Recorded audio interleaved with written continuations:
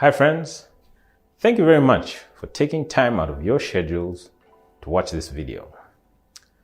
It's the third part of a series I've entitled simply Understanding the Zambian Budget.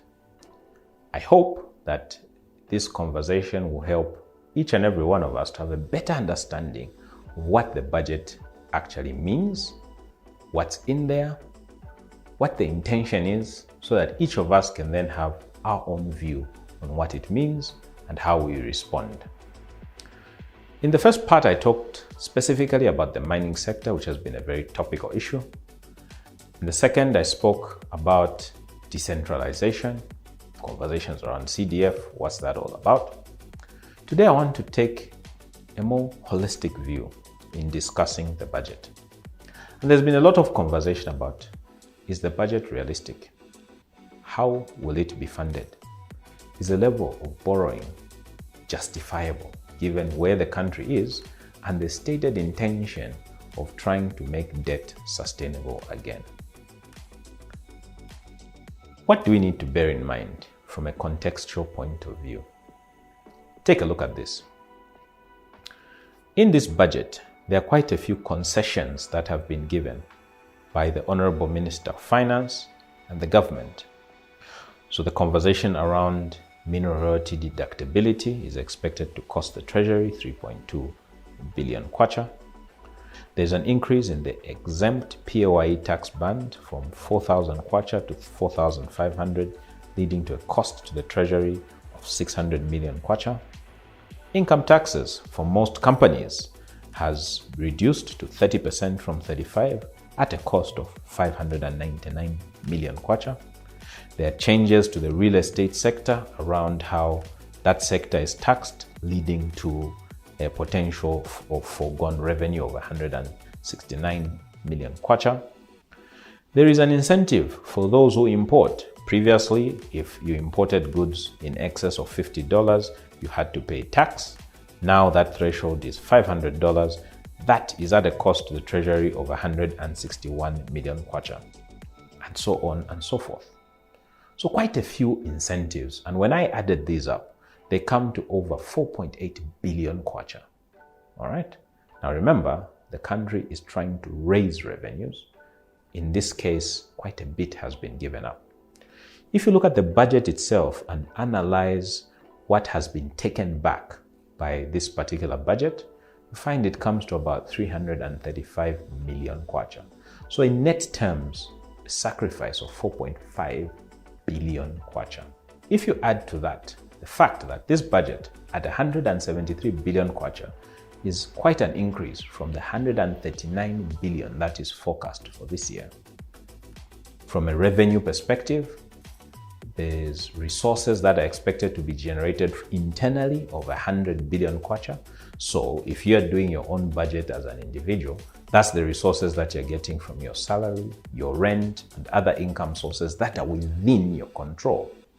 The rest is outside the government's control because it's borrowings, it's liquidating part of the special drawing rights, it's getting grants from cooperating partners. Is that achievable? Is there a risk? That's the conversation around the budget as a whole. So what does this all mean?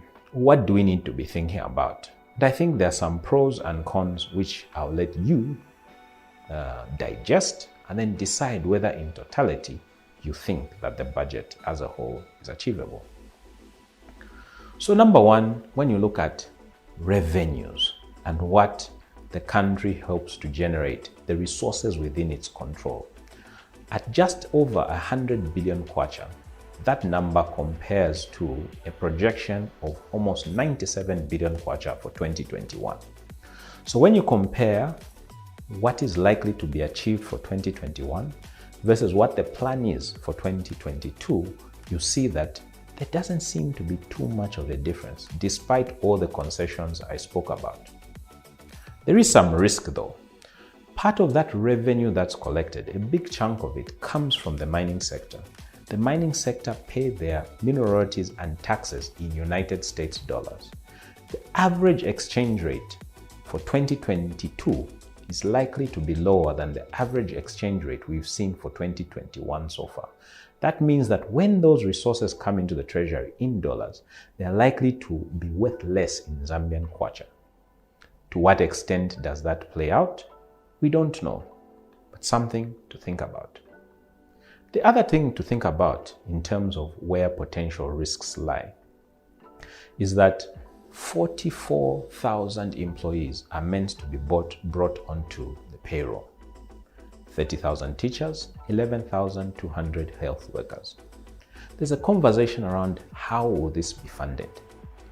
There is talk that part of the special drawing rights, which is basically a windfall that was given to Zambia, will be used to fund this recruitment. Now that is a one-off. It doesn't recur. What does that mean when that runs out? Food for thought. There's a strong conversation around the importance of education, the importance of health for citizens in Zambia. When you think about especially the education sector, that is an investment into our future. Education, which leads to a qualified human resource. Human resource is a factor of production in economy.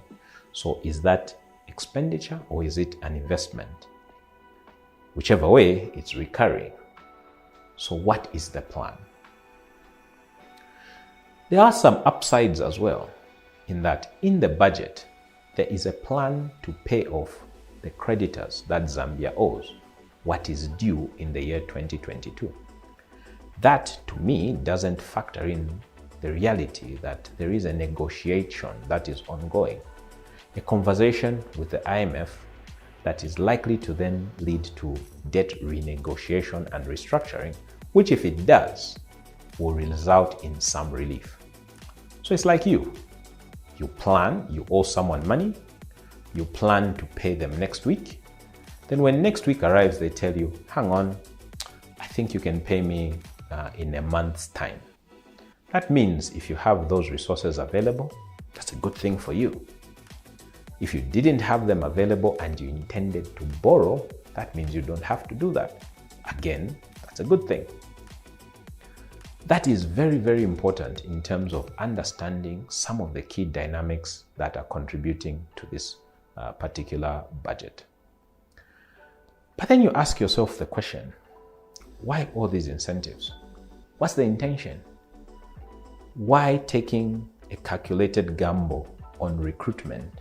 I called it a calculated gamble because it's recurring, it's coming from resources that may not be there once they're exhausted, but it seems calculated. What is that calculation? And when I think about the budget as a whole and the general thrust of this particular government, I start to think it's a bit like someone putting all their eggs in one basket. What is that basket? That basket is stimulating economic growth for you, for your business, for the entire economy. So that once that economic activity is stimulated, sufficient returns in taxes, levies will be generated to then go back and fund all of these activities that have been commenced, to then go and cover those shortfalls that have come because of concessions that have been packaged and given. So the question is, what will happen? Will that economic activity actually crystallize? I don't know the answer. It remains to be seen, but clearly that is the intention. The other thing to bear in mind is that how else can you fund a budget in terms of revenue and expenditure? I've discussed some of the nuances with the revenue. From the expenditure perspective, a big hope is that there will be savings in how much is expended on projects and various other expenses. And it's those savings that can be channeled to other expenses that must be incurred. Will that be achieved? Will wastage be cut out? It remains to be seen. When I then think about the budget again, I think of it in this way. It's like a poor man giving up his transport money for you. A poor man giving up his transport money for you. What do I mean?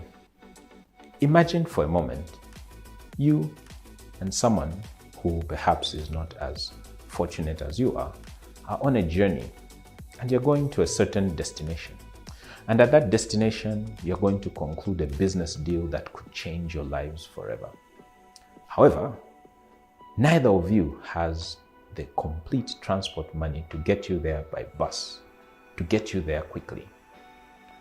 You have half, the poor man has half. The poor man decides to give you his half so that you can get on a bus and get there quickly, do what you need to do, then come back and pick them up. What am I saying? Under normal circumstances, with our treasury and economy where it is, it could be arguable that it's difficult for concessions to be given. It's difficult for certain expenses to be expanded. It's difficult for certain investments to be undertaken. But they're being undertaken anyway. The poor man is giving up his transport money. So the question is, the person to whom that transport money has been given, what do they do? Will they look at the poor man and feel sorry for them? Or how could he sacrifice the little that he had for me? Or will they hasten, get on the bus, go to where they need to go, do what they need to do and come back? Or will they hasten, get on the bus, get on to where they need to get to, and then forget about the poor man? What happens? Recap. It's like putting all of her eggs in one basket, her being the country. It's like a poor man giving up his transport money. What happens next? And I think that's what we'll all be eagerly looking forward to see in 2022 and beyond. Thank you.